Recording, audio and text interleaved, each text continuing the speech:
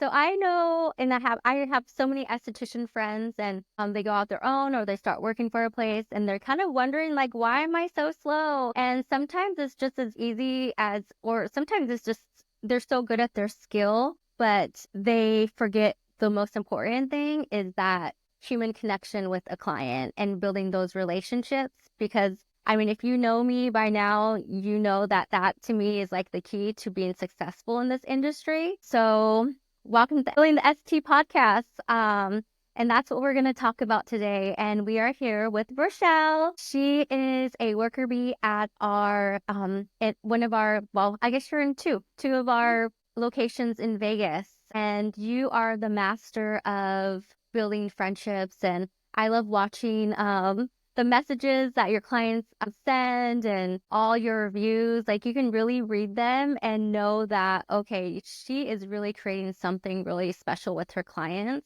And I think that's why you're booked all the time and that's why you're a busy girl. So welcome. Welcome to the Spilling the EsTea podcast. Hi, thank you. I'm nervous. I'm excited. Well, you've been just a wonderful employee, and I have to say, I knew you're going to be awesome from the first interview that we had with you. Like, I was like, oh gosh, she is so perfect. And you happen to end up not wanting to work with us at the time and went business, which is totally fine. I get it. But I remember we offered you the position, and then you send this really nice email back saying thank you for the opportunity, but I decided to go elsewhere. And you just doing that really sets you up here in my book because at the time we were like being ghosted by applicants. Like we really liked them and send an offer and you wouldn't hear from them. So you just taking time and respecting us as business owners was like, wow, like she's something. And what made it so great is fast forward like I don't know, like 2 years later or so, one of our former employees asked if we were hiring. And when she said your name, I was like, yes, you were hiring at the time. But I just knew who you were from that past experience. And I just was like, okay, yeah, she's going to be a keeper. And you've been just such an amazing person to have working for Humblebee. You're gonna make me cry. Well, you really have, and we thought it would be perfect for you to come on and talk about your experiences with clients and how you really make those connections. So first off, like tell us what your how's your journey been in this industry? Yeah, so I have been an esthetician for a long time, for like 8 or 9 years now. And I kind of was not doing anything with it. I think it was, like post-school jitters, kind of. I was like, I don't know. I don't know what I'm supposed to do, where I'm supposed to go.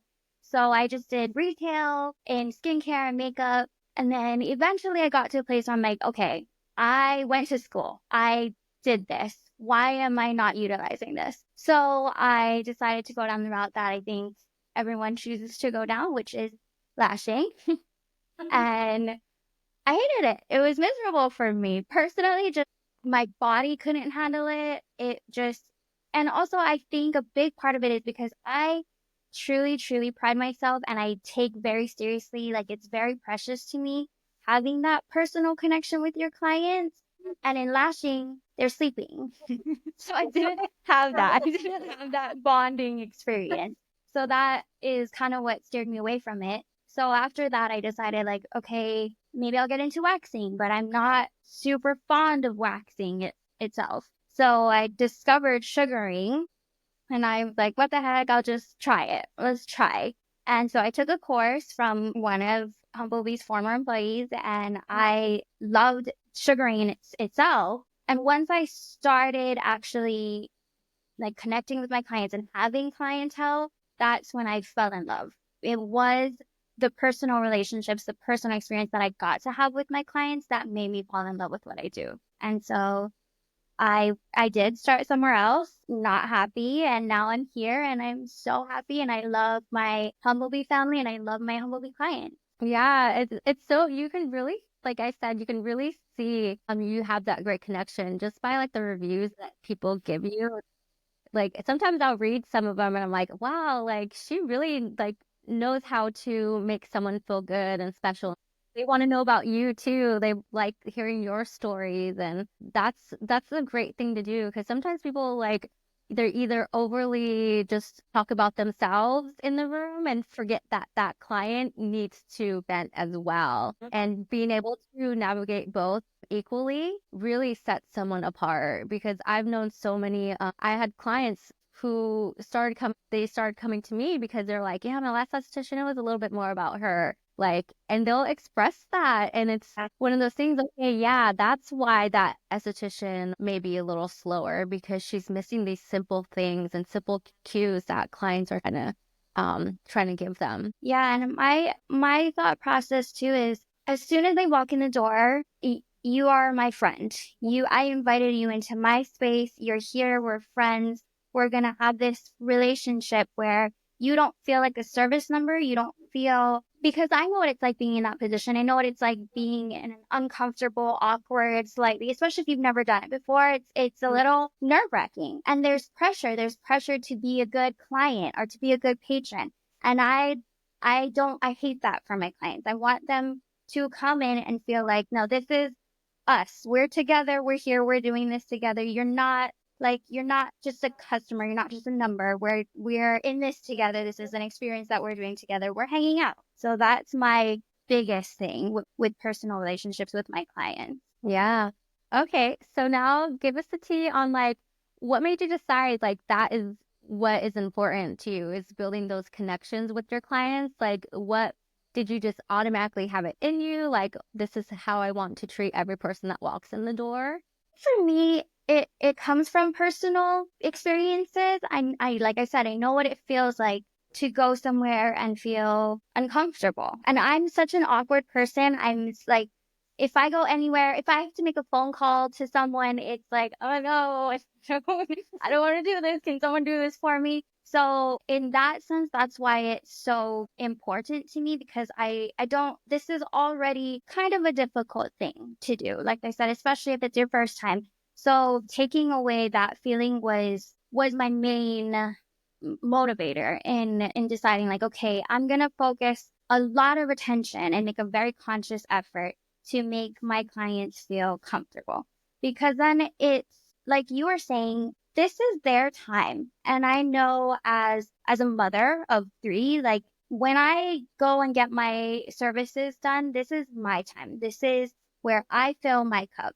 And so being in a space where someone is allowing that to happen, giving you that space to be free and talk about whatever you want, say whatever you want, completely unhinged, say whatever you want, release it all. I'm here.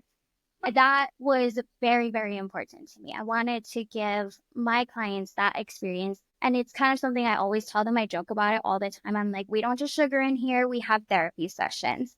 I have left my clients, or my clients have left me crying, laughing, happy, angry. We go through all of it because that that just makes it more special. Now you're not just coming in here to get your Brazilian or your legs sugared or whatever it is. You're coming in here wanting to see your friend, wanting to talk to someone, wanting to just have that space to, like I said, release all of that. Because that's as a woman, that is like one of the most important things we need is just having girl time.